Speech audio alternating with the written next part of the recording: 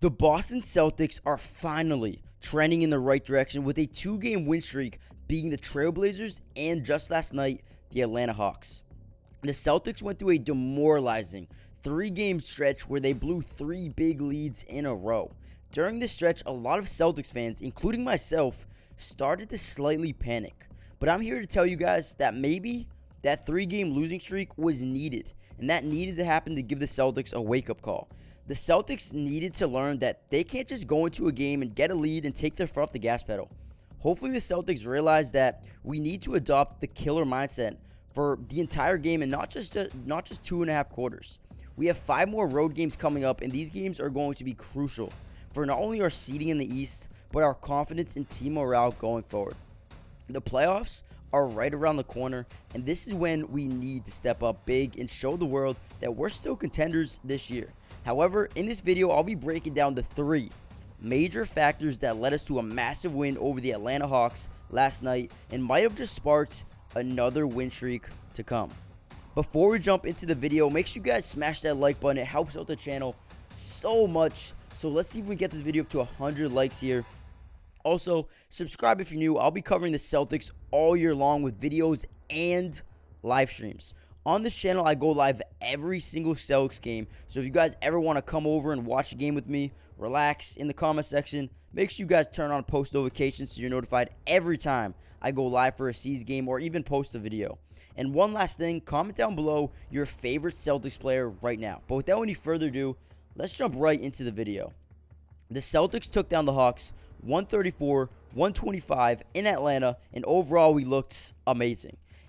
You guys remember in the beginning of the year when our offense was breaking records with a historic offensive rating? Well, yeah, that's kind of what we looked like again last night, and it felt so good to watch.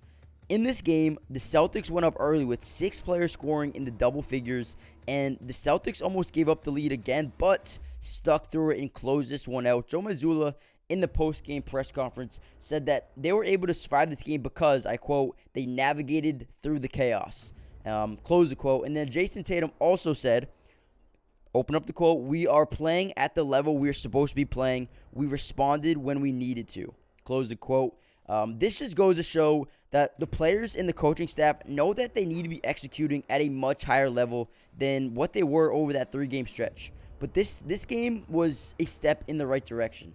Now, the first major factor that led the Celtics to an incredible win on the road to start this road trip was the leadership of Jayson Tatum and Jalen Brown.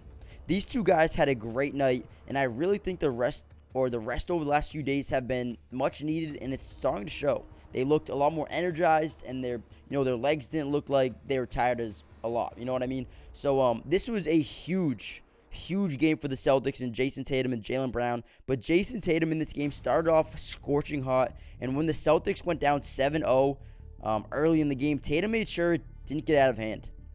When the first timeout was called, the Celtics led 21-16, and during that first stretch, it seemed like we couldn't miss a shot. Tatum ended this game with 34 points, 15 rebounds, and 6 assists while shooting a solid 12 of 25 from the field and 5 of 14 from the three-point line. Although he didn't shoot amazing from outside, he still set the tempo early and kept us in this game when he scored 10 points in pretty much the first 5 minutes of the game. Jalen Brown also had a good game overall, dropping 24 points, 5 rebounds, and 7 assists, shooting a very efficient 10 of 18 from the field. Jalen did a great job in this game, running in transition, picking and choosing in spots on the floor, and I love the way both of these guys executed out there, man. They really set the tempo for the Celtics team, and it actually played a major role for the whole entire Celtics rotation. Now, that moves us right into our second major factor. Our second major factor that led us to a great start to this road trip is the way our entire rotation just played to their best ability the whole entire game.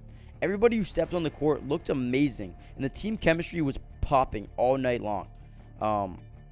From the great shooting, the playmaking, the passing, and some great or solid defensive stretches at times late in the game. I'm proud of how we looked. But like I said before, the Celtics had 6 players in double figures. We're also just 1 player away, or 1 point away, from Al Horford, and 2 points away from Blake Griffin also scoring a double-digit points. And then the entire rotation almost had double double-digit points in this game. The Celtics played a great game last night. But let's start off with talking about some of these players. And we're going to start off with Marcus Smart. Even though he got ejected late in this game when he got into a scuffle with Trae Young, he played a big factor when he was out there on the floor. Smart ended this game with 11 points, 1 rebound, and 6 assists while shooting 3 of 6 from the floor. He was a big contributor on the defensive side of the floor all night long and was definitely a major factor in this win. But now let's move on to a guy like Derek White, who's been great over the last few months. Looks good again last night, dropping 18 points, 4 rebounds, and 7 assists while shooting an elite 7 of 10 from the field and 2 of 4 from the three-point line. I think I can speak for pretty much a ton of Celtics fans with saying that Derek White is slowly becoming one of the most important pieces on this team with the way he can shoot the ball, score in the paint, play make, and he can still draw a lot of charges and clamp up on the defensive end as well. He gets a lot of blocks. I mean, he contributes at everything for the Celtics, and he is slowly becoming a very, very important X factor for the Boston Celtics. Now, real quick, I want to talk about Sam Hauser.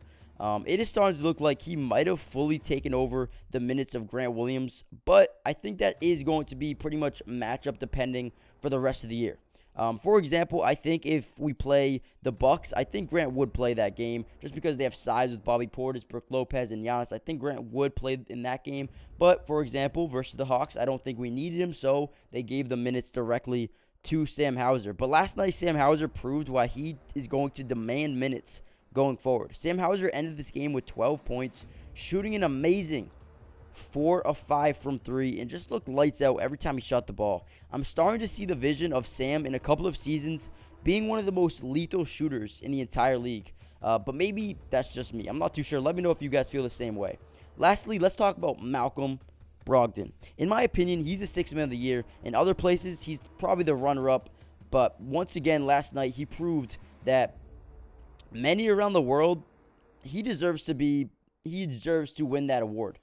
Dropping 18 points, 4 rebounds, and 5 assists while giving the Celtics a huge stretch of minutes late in this game with Smart getting thrown out. Brogdon shot 8 of 12 from the field and 2 of 3 from the three-point line, and it was just vital down the stretch of this game.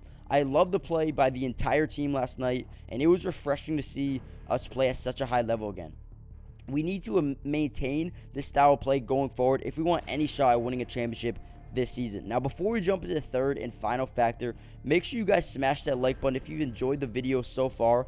Also, subscribe if you're new, join the family, and comment down below who is the biggest threat to the Celtics this season. Would you guys say it's the Bucks, the 76ers, or a team on the West Coast? Let's say we make the finals. Do you think the Nuggets will give us the biggest shot, or the Clippers, the Warriors, Lakers? What do you guys think? Let me know in the comment section down below. The Suns also.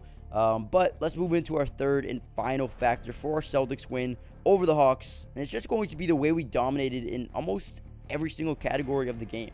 The Celtics led this game in field goal percentage, three-point percentage, assists, steals, blocks. We had less turnovers, and we led the game in fast break points. Overall, it was a dominant win for the Celtics. We looked great in almost every major category of the game. And I will say, though, there are some areas we need to improve over the next couple of weeks, or it could get really bad for us.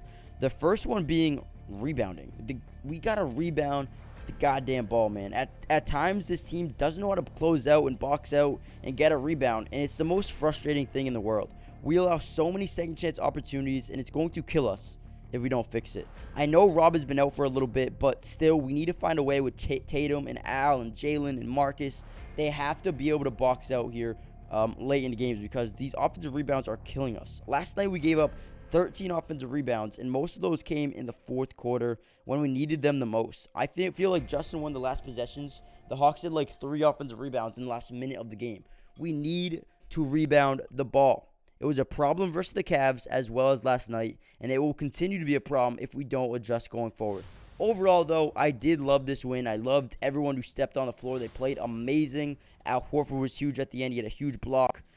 He pretty much sealed up the game. Blake Griffin had some great plays as well. The whole team just looked amazing, and if we continue to play like this, I don't know who will be able to stop us. Although we know the Bucks are very, very good this year, look pretty much unstoppable, one of the deepest teams in the league, but I do think that we can compete with them as long as we play this brand of basketball. But real quick, guys, before we head out of here, smash that like button, subscribe to this family, or subscribe to the channel if you're new. Join the family. Turn on post notifications so you're notified every time we post a Celtics video or go live for a game. And I'll see you guys in the next video. Peace.